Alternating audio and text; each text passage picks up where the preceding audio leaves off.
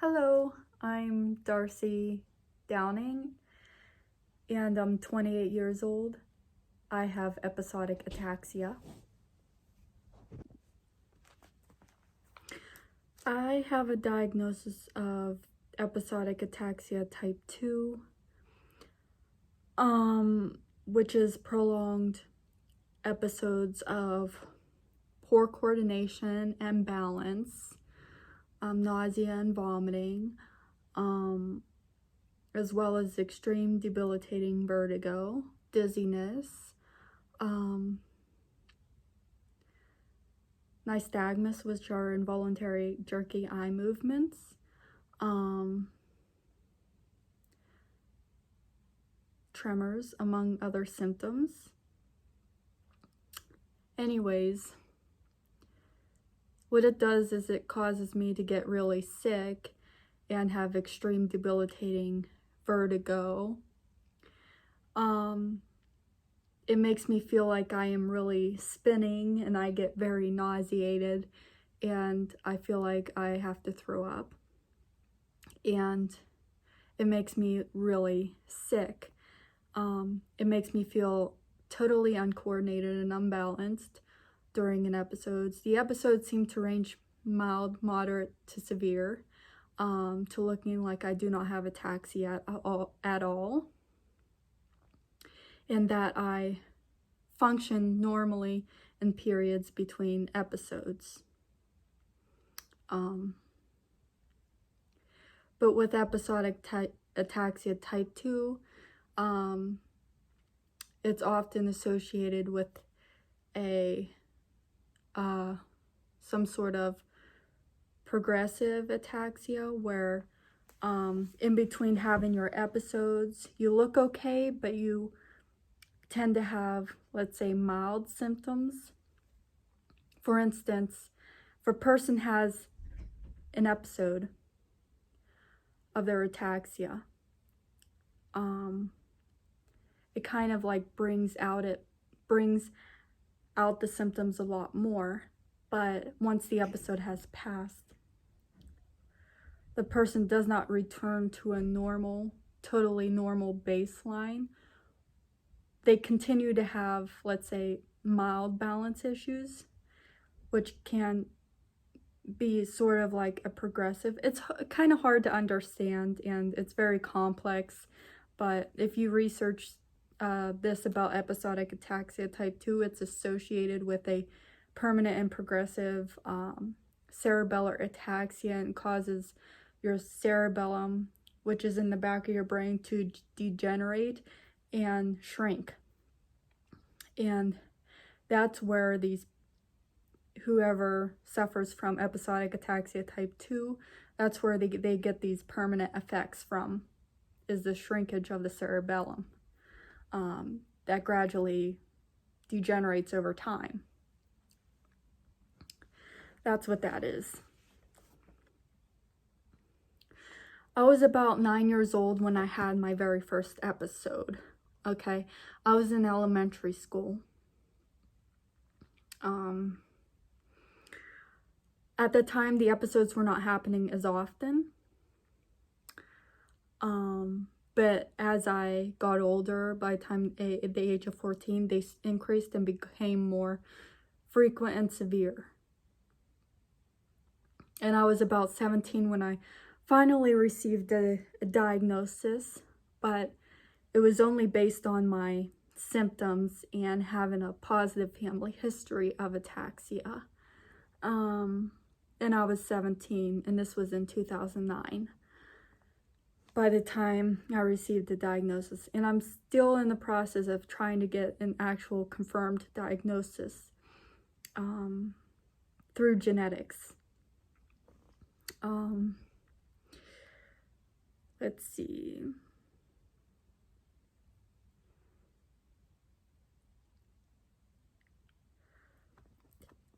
I would say that the episodes impact my life quite a lot. It's very extreme and debilitating. It has literally incapacitated me. I cannot function normally during an episode at all a lot of the time. And sometimes I do require a wheelchair when they happen because I cannot walk. Depending on how severe the episodes get, it just kind of depends because my symptoms fluctuate so much. But it really impacts me. And I was having them a lot prior to diagnosis.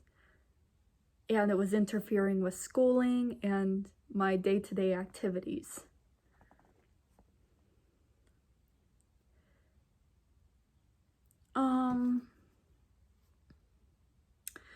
I would say that my parents kind of suspected that I would have this condition, as there was a 50% chance of inheriting it, because it's a dominant form of ataxia, which is kind of like you inherit one defected gene mutation to cause, transfer to your child to cause the disease and the symptoms. It's like within each generation, there's a 50% chance of inheriting it. I wouldn't say my parents were too surprised about it.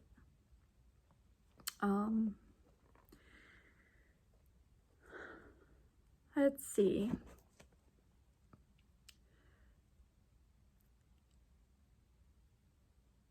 I wouldn't say I was bullied a lot because of my condition by peers, like when I was in school. But I've been through so many doctors and specialists, and they kept claiming everything was normal and that I was okay when I really wasn't. And I was told it was many things: the misdiagnosis, the lack of confidence, the anxiety it had caused me, very much impacted me when I was going through this.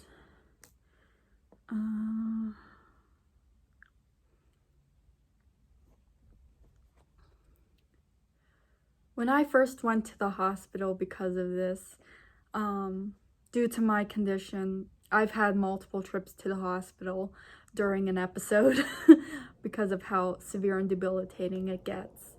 But they kind of just shrugged it off and thinking it really wasn't nothing at first.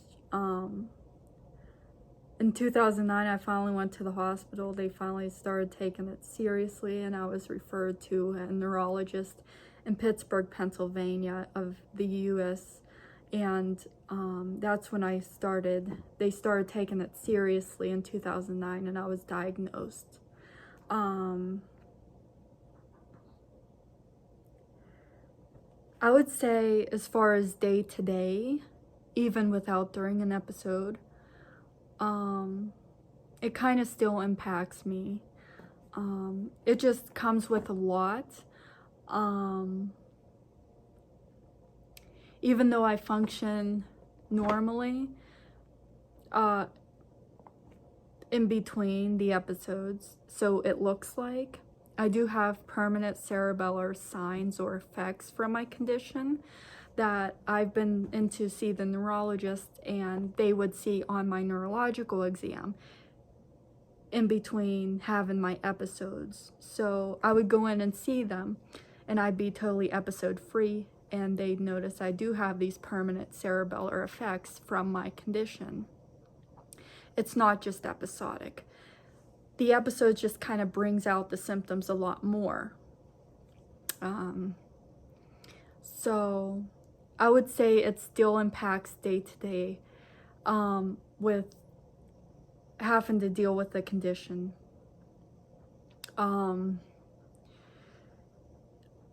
And I feel like I get frustrated with myself a lot because I feel like I need someone to help me doing certain simple things. But I wouldn't say it's impacted my relationships too much. I have supportive people surrounding me. I have supportive family. I have supportive friends and so on.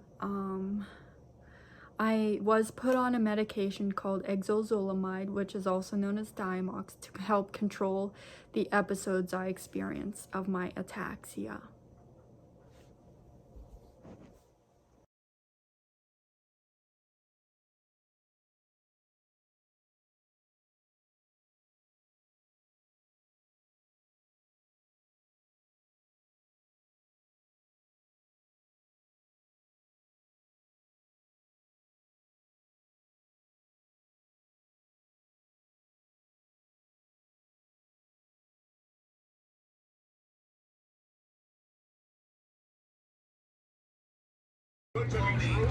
This is me during an episodic ataxia episode.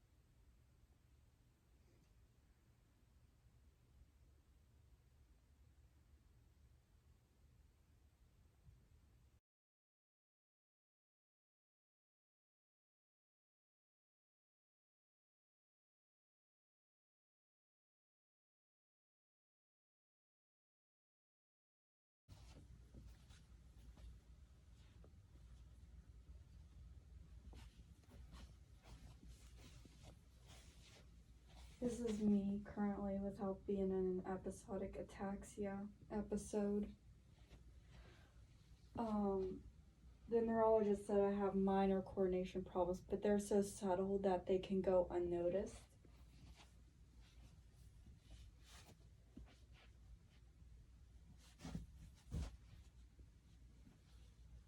I have instances where I'm walking heel to toe, but I feel pretty wobbly. I don't appear to have too much of a wide-based gait, which is when you're like walking like this. It's just that periodically, when I'm doing day-to-day activities, I feel like I periodically